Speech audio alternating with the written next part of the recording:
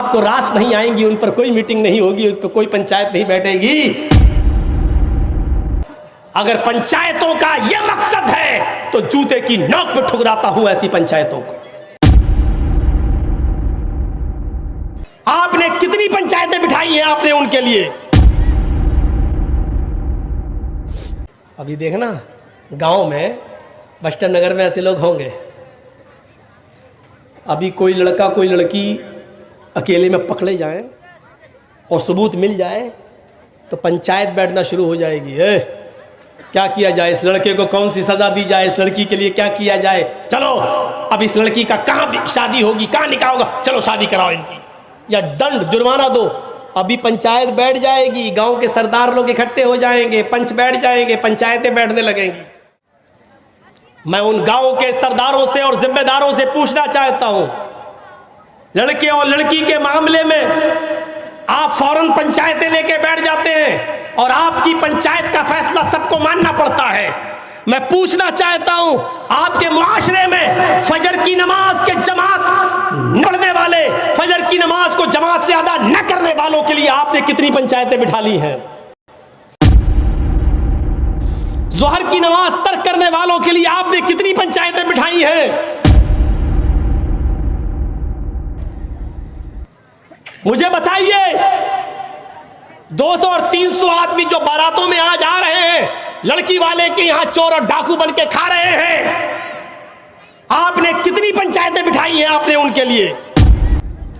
बस लड़का लड़की का मामला हुआ तो आप सरपंच हैं, नमाज का मामला होगा, मुआशरे में समाज के अंदर नमाजें छोड़ी जाएंगी तो आप मीटिंग नहीं करेंगे। मतलब आपके नजर में जो चीजें अच्छी होंगी वो आप करेंगे, और जो आपको रास नहीं आएंगी उन पर कोई मीटिंग नहीं होगी, उस पर कोई पंचायत नहीं बैठेगी। बास चीजें आपके नजर में हलाल हैं और बास की कोई परवाह नहीं है। अगर पंचायतों का यह मकसद है तो जूते की नोक पे ठुकराता हूं ऐसी पंचायतों को। क्या मकसद है फिर ऐसी पंचायतों का, गौर कीजिए। हजरत उमर फारूक फजर की नमाज पढ़ा रहे हैं, सुनिए एक और दर्दनाक वाकया। हजरत उमर फारूक फजर की नमाज पढ़ा रहे हैं, फिरोज नामी आदमी छिपा हुआ है, मजूसी अबू लूलू जिसको कहा जाता है, खंजर को जहर में बुझाए हुए छिपा हुआ है। जैसी हजरत उमर ने नीयत बांधी अल्लाहू अकबर का, वैसे ही उसने बुझा हुआ खंजर हजरत उमर के पेट में मार दिया।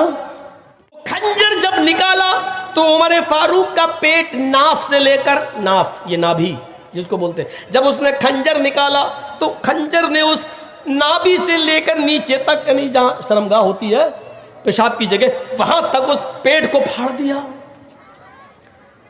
जब तक उमर फारूक में ताकत रही नमाज पढ़ाते रहे और फिर बेहोश होके गिर गए।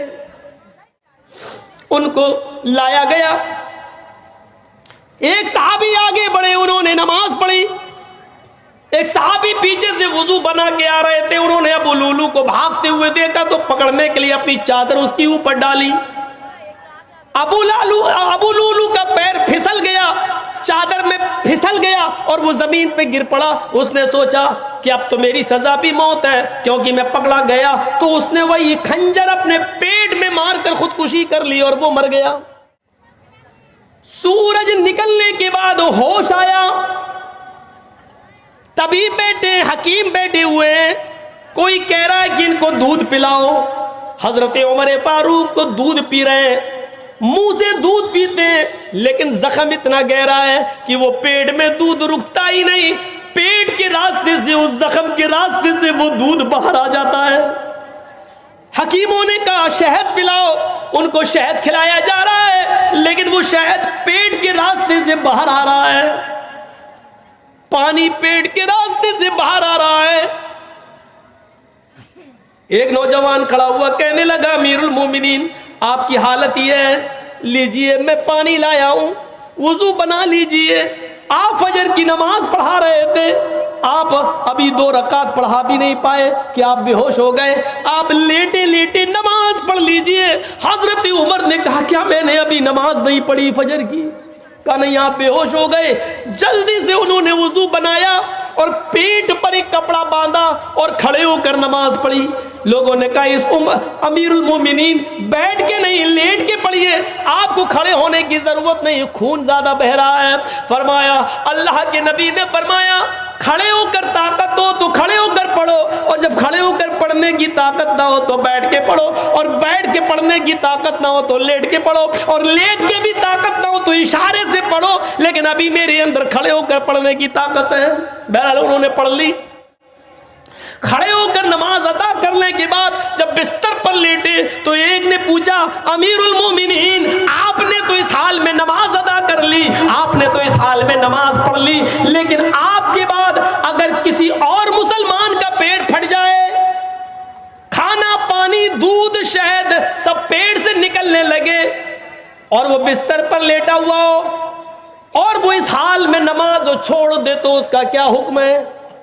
इस हाल में अगर छोड़ दे तो उसका क्या हुक्म है? हजरत उमर ने कहा इस हाल में भी पढ़ना पड़ेगी अगर उसको होश है तो।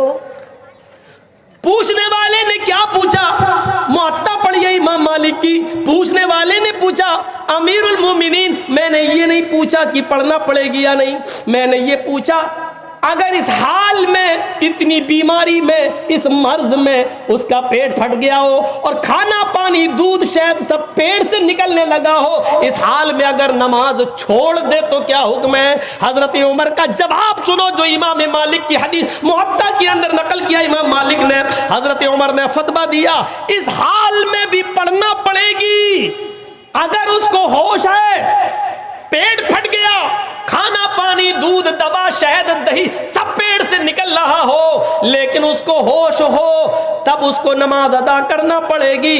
अगर उसने इस हाल में भी, होश में आने के बाद भी अगर नमाज इस हाल में नहीं पढ़ी तो ला हज़्ज़ फिल इस्लामी लिमन तरकस्सलाह, तो उस आदमी का उमर की नज़र में इस्लाम के अंदर कोई हिस्सा नहीं है, वो आदमी मुसलमान ही नहीं है जो इस हाल में नमाज छोड़ दे। इस्लाम के अंदर उसका कोई हिस्सा नहीं है। इस हाल में अगर नमाज छोड़ दे तो नमाज इस्लाम के अंदर हिस्सा नहीं है। सेहत व तंदुरुस्ती, हट्टे कट्टे मोटे ताज़ा होने के बाद ना इस हाल में नमाज छोड़ दो तो हम कितने मुसलमान हैं? हम किसी को काफिर कहने का हक तो नहीं रखते मेरे भाइयों, लेकिन सोचो तो अपने गरीबानों में झांक कर कि हम कितने % मुसलमान हैं।